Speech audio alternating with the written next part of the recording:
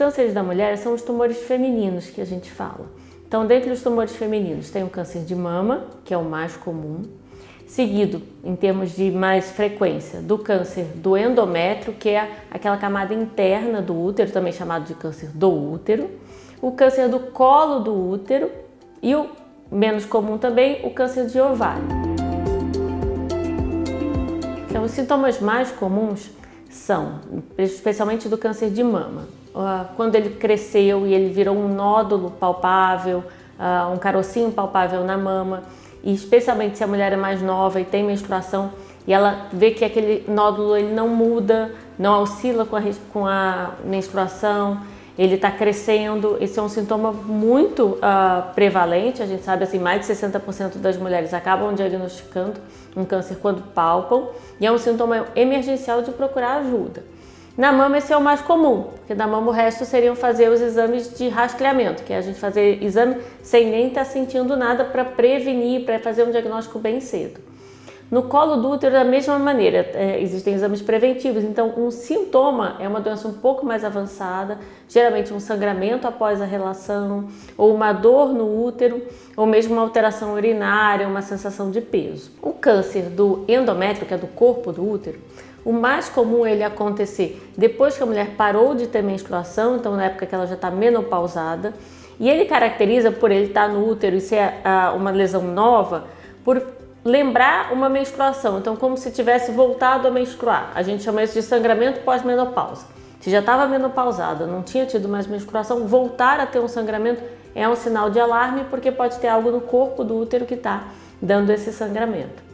E o câncer de ovário é um câncer muito silencioso mesmo, então ter um sintoma geralmente é uma doença um pouquinho mais avançada e ela é caracterizada por um aumento do volume do abdômen, uma sensação de desconforto, até às vezes uma alteração do intestino junto, porque ele vai se desenvolvendo no ovário e vai entrando perto das estruturas dos outros órgãos que ficam perto.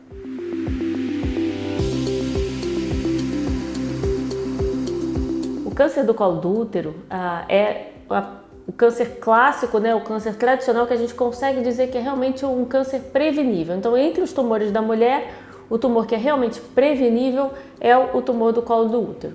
E ele pode ser prevenível até por duas situações que a gente consegue fazer. Primeiramente, porque o exame de Papa Nicolau é aquele exame que o ginecologista, a enfermeira do posto, eles examinam o colo do útero e fazem aquela escovinha, retiram um pouco de material para ver se saem as células e ver se elas são células pré-cancerígenas.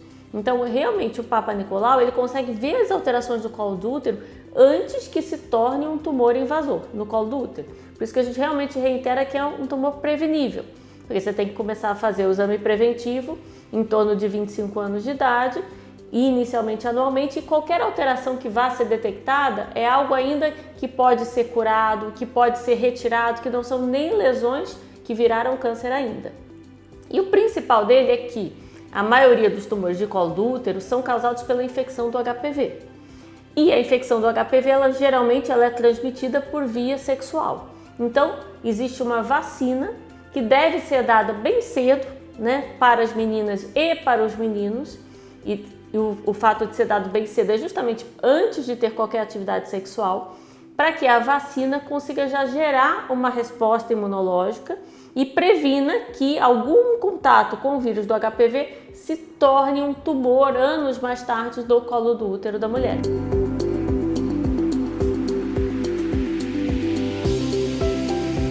Em relação aos exames que a mulher deve fazer, então a gente fala muito que a saúde feminina é muito importante, né? E a mulher é sempre, especialmente na maioria das famílias, hoje em dia muito frequentemente é a pessoa que tem que cuidar da casa, que trabalha, que tem que cuidar de todo mundo, e muito frequentemente ela esquece de cuidar. Então a saúde feminina e os exames que ela tem que fazer, a gente tenta reiterar muito que eles são anuais.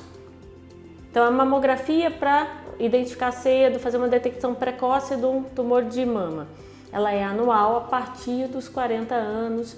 Existem alguns, inclusive o Ministério da Saúde fala a partir dos 50, os mastologistas têm recomendado a partir de 40 e ela é anual. O exame preventivo, que é o Papa Nicolau, que é para prevenir o câncer do colo do útero, ele deve ser feito anualmente a partir dos 25 anos de idade, se já tiver iniciado a atividade sexual. Se inclusive o exame estiver normal, 2 anos seguidos, pode até ser estendido o intervalo para 3 anos do Papa Nicolau. A gente recomenda que esses exames eles estejam vinculados a alguma data específica do ano, isso ajuda muito, especialmente na correria, né, que todas as mulheres têm na questão do cuidado.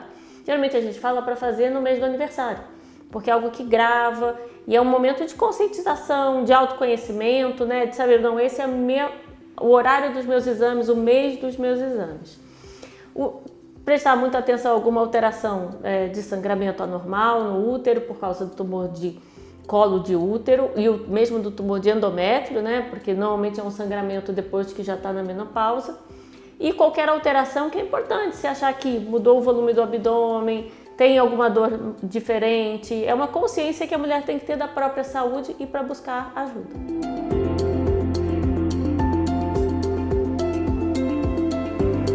Então a mulher, quando percebe que tem algum sintoma alterado, quando já viu um nódulo na mama, algum sangramento anormal, ela deve procurar ajuda. Ela deve procurar ajuda na unidade básica de saúde próxima. Ela tem que saber que existe uma lei, né, que está em andamento justamente para que com o sintoma a mulher tenha um diagnóstico do tumor, da alteração, uma resposta do que aquela alteração é, em até 30 dias. E que a partir de um diagnóstico de um tumor, ela tem direito a ser tratada em até 60 dias. Então, a sequência inicial é sempre procurar a unidade básica. A unidade básica vai prosseguir com a investigação e vai fazer o referenciamento para as unidades de tratamento oncológico.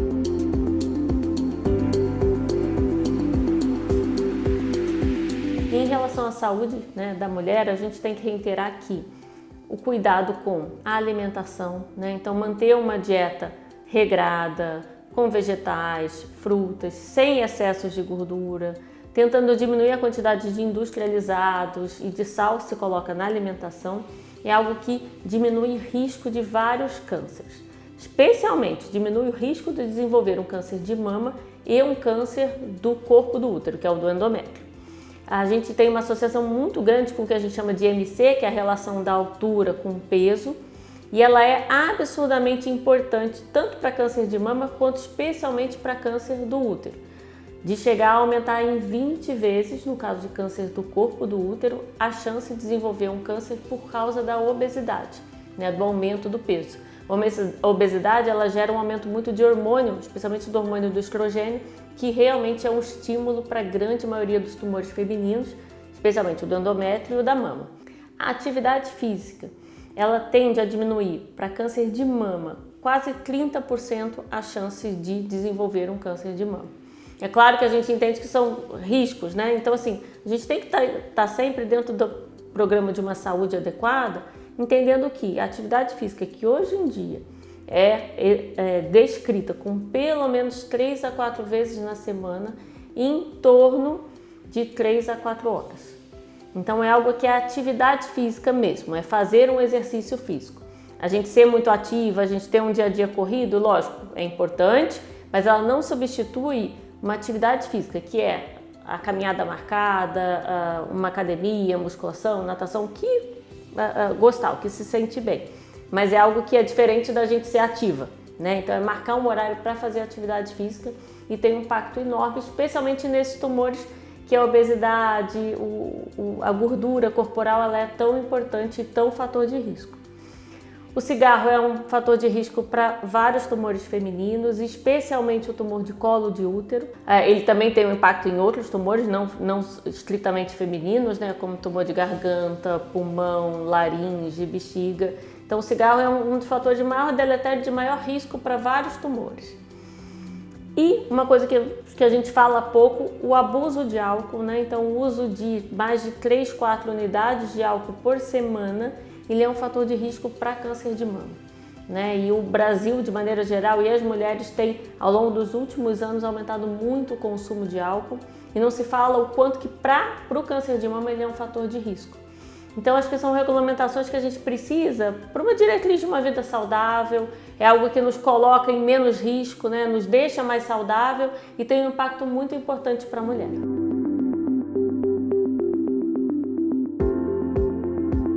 O autoexame, ele é um exame que ele é recomendado como uma maneira da mulher ter uma consciência do próprio corpo. Então ele não vai substituir a mamografia anual, ele não vai substituir outros exames que investigam a mama, como o ultrassom, mas a gente fala que ele é importante para a mulher entender qual é a saúde da própria mama e as variações que a mama acontece. Por exemplo, as mulheres mais jovens, a mama tem que ficar mais túrgida antes da menstruação, pode existir variações pequenas, como se fossem variações do ducto mamário que se palpam, mas que elas somem após a menstruação. A mama modifica muito após gestação, mesmo durante o aleitamento. Então é importante para a mulher entender que aquilo faz parte do conhecimento de como é a mama dela.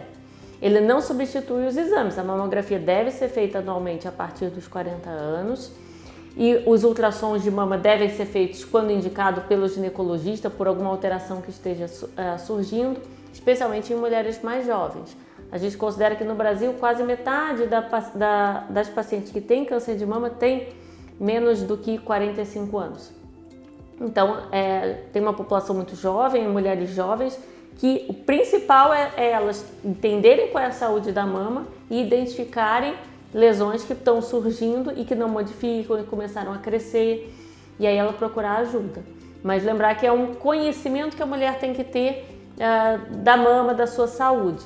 Não tem uma data para ser feita, né? Então a gente fala que o autoexame deve ser feito no momento de relaxamento, que ela tiver à vontade, geralmente no banho, e jamais vai substituir os exames de rastreamento, mas ele é importante para a mulher entender a saúde da mama e ficar atenta a alguma alteração que precisa ser investigada.